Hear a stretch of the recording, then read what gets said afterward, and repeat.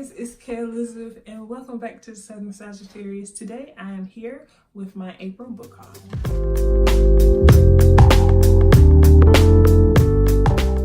So I'm going to start off with the ARC or review copy books that I received this month.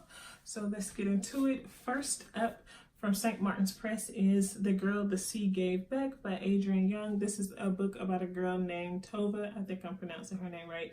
And her country or her village, her people are at a crossroads where they have to decide whether to keep the peace or to go to war. But if they go to war, it might help to bring her closer to her homeland. So I'm excited to get into this one. And the cover is gorgeous. It's made with that kind of like velvety paperback material, but then it has like this plastic here.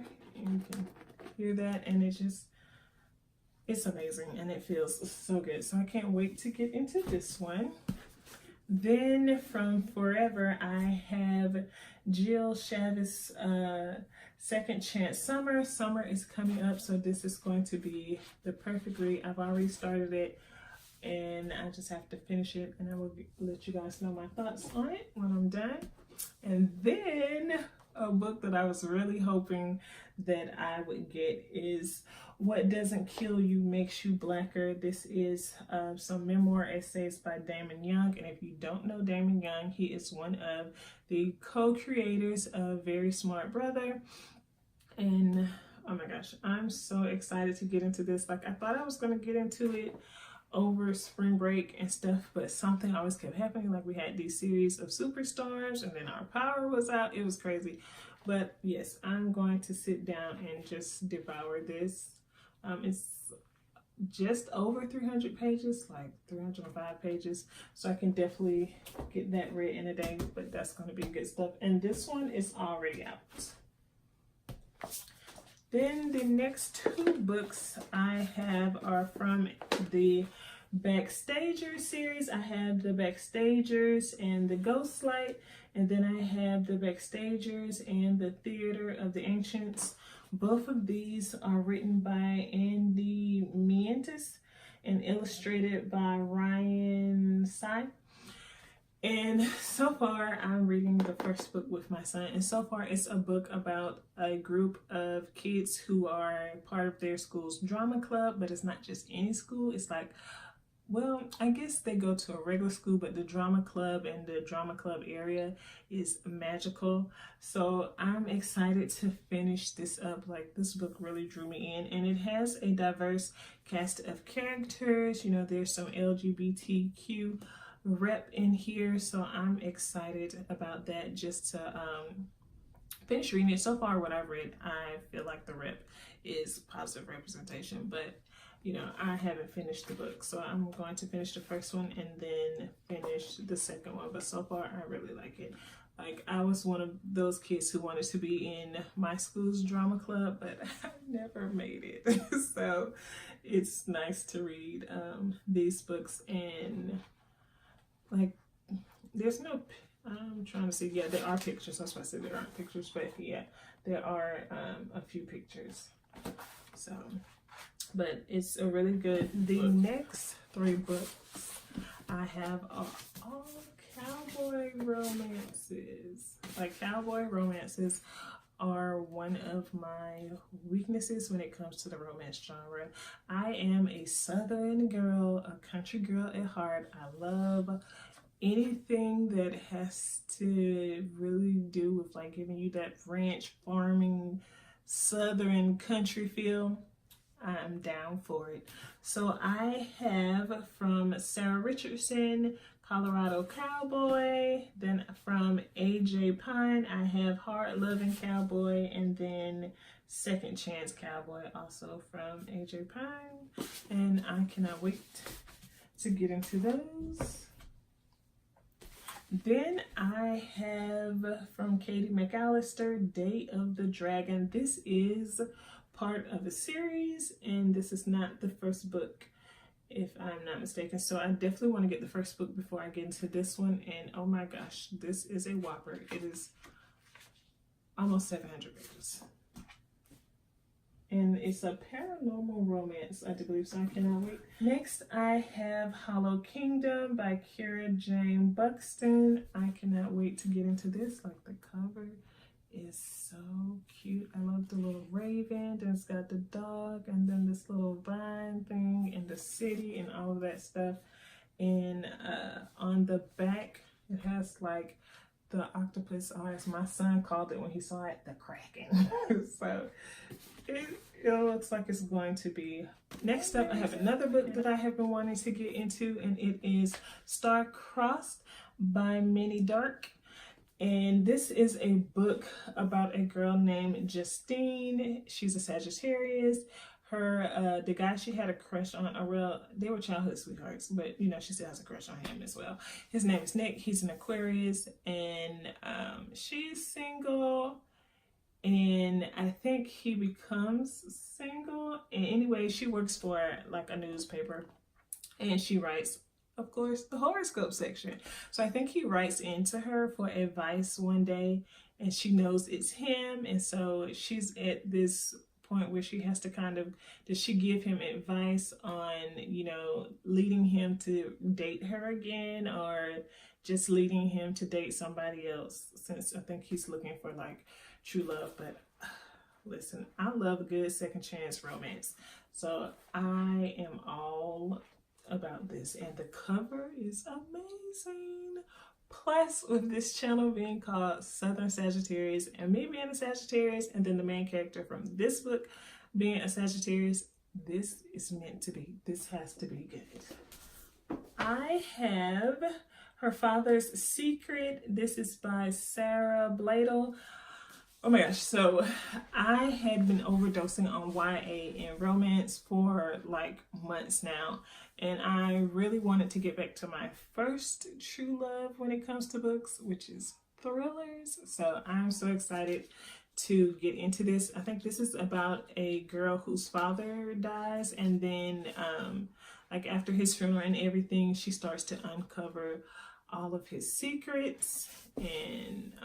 And the next book I have is The Woman in the Dark. This is a book by Vanessa Savage, and it's a book about a woman named Sarah. Her and her husband Patrick uproot their family to move back to Patrick's childhood home after Sarah's mother dies, and she's kind of like spiraling into depression, which, you know, if you've never lost a parent or a really close loved one, it's so easy to get caught up in grief and spiral into a depression. So to kind of get her out of her depression, he kind of convinces her to, you know, move. A change of scenery will do you some good. So they move, but then they move into Patrick's childhood home, but then some creepy things start happening, and then she ends up finding some secrets about Patrick and his family, and I cannot wait to get into this. Like, this sounds like some good stuff.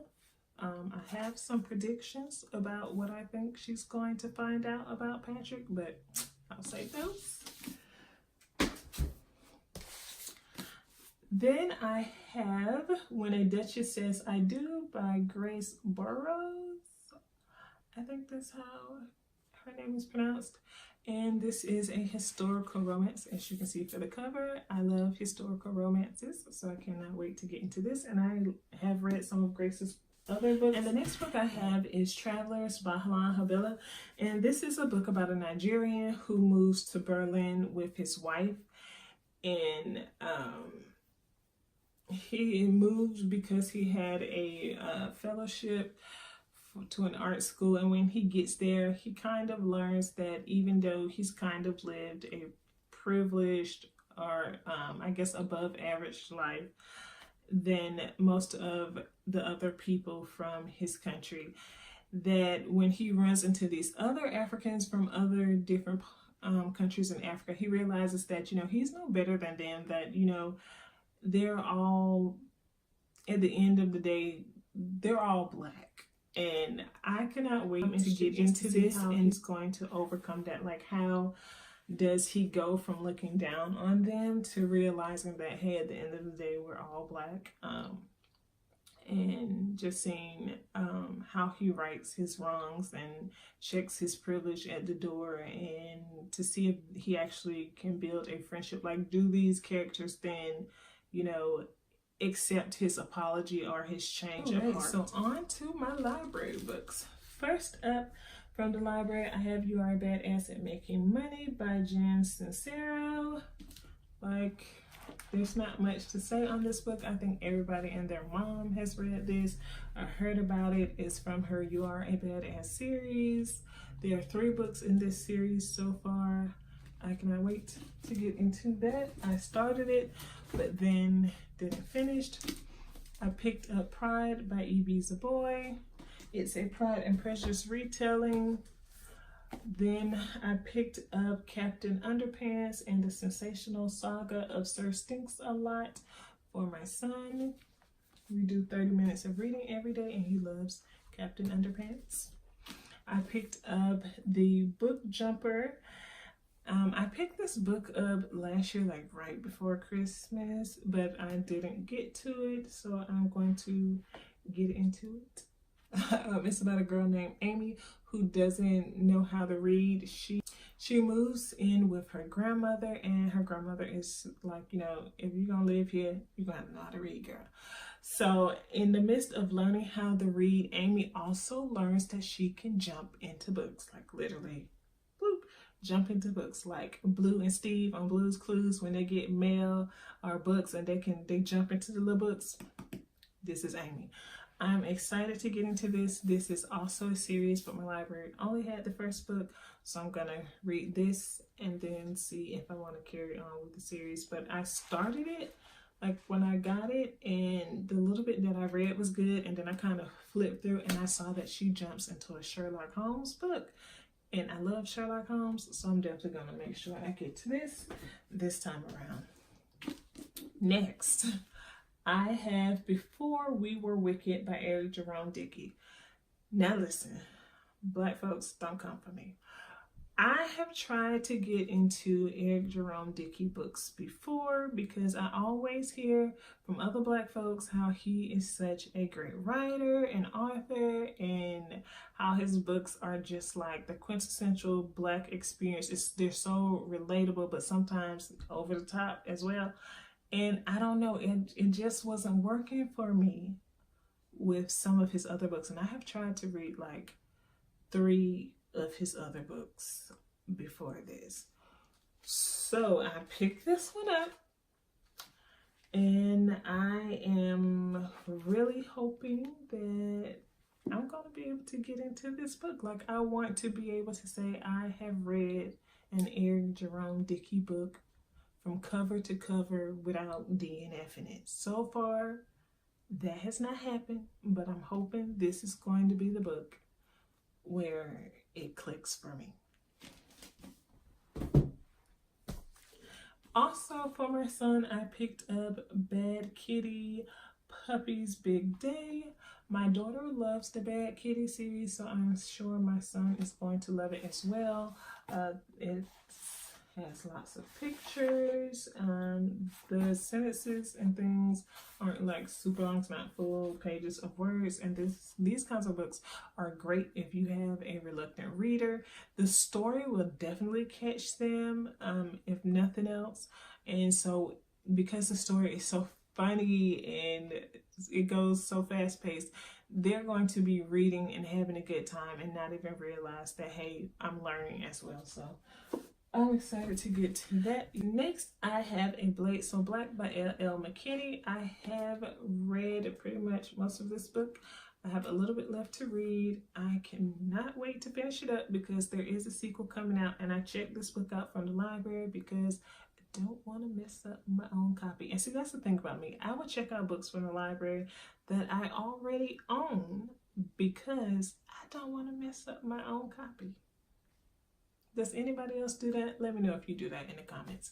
But if you haven't heard, which you should have heard because this book has made a couple of rounds on BookTube. I've seen a few people talking about it. It has definitely made some rounds on Twitter.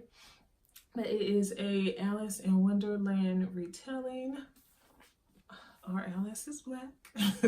So I'm excited to finish it up and just count down until the sequel is out. And if you don't follow LL McKinney on Twitter, you really should. Like, she is a hoot, but she's also and then again, disclaimer, she does get in, like, she doesn't shy away from political stuff.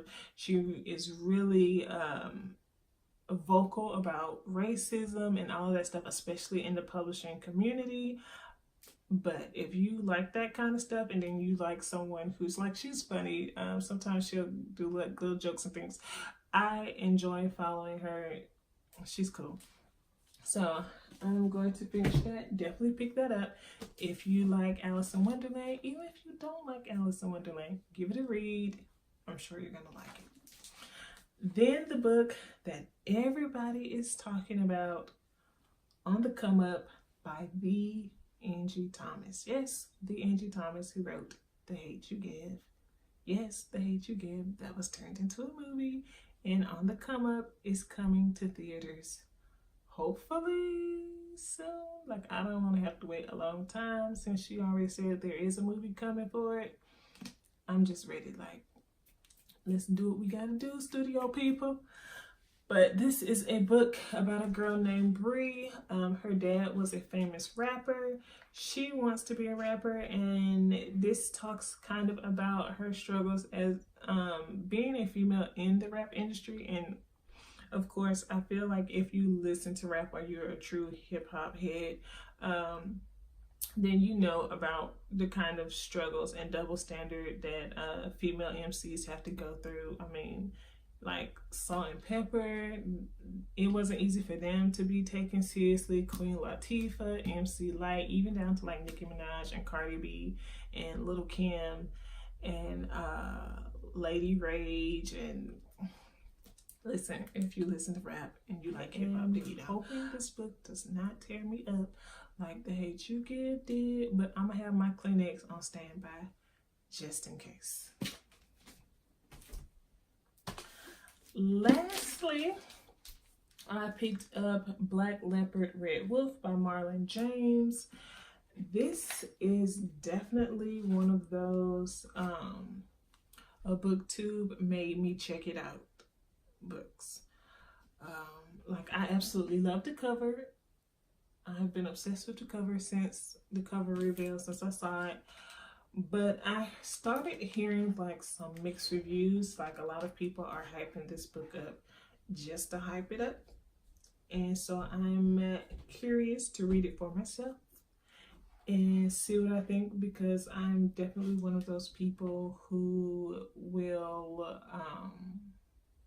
still read a book regardless of what people are saying. I'm saying I'm going to go into this book with an open mind. I don't have my hopes high or low for it. It's just neutral at the moment, but I do want to get into it because there is some mythology and some fantasy and things, and y'all already know I'm all about it. If you have read this book, let me know what your thoughts were on it in the comments below. And if you are going to be reading this book and want to do a buddy read, let me know down below as well. And that is it, you guys. These lovely stacks are all of the books that I have occurred in April.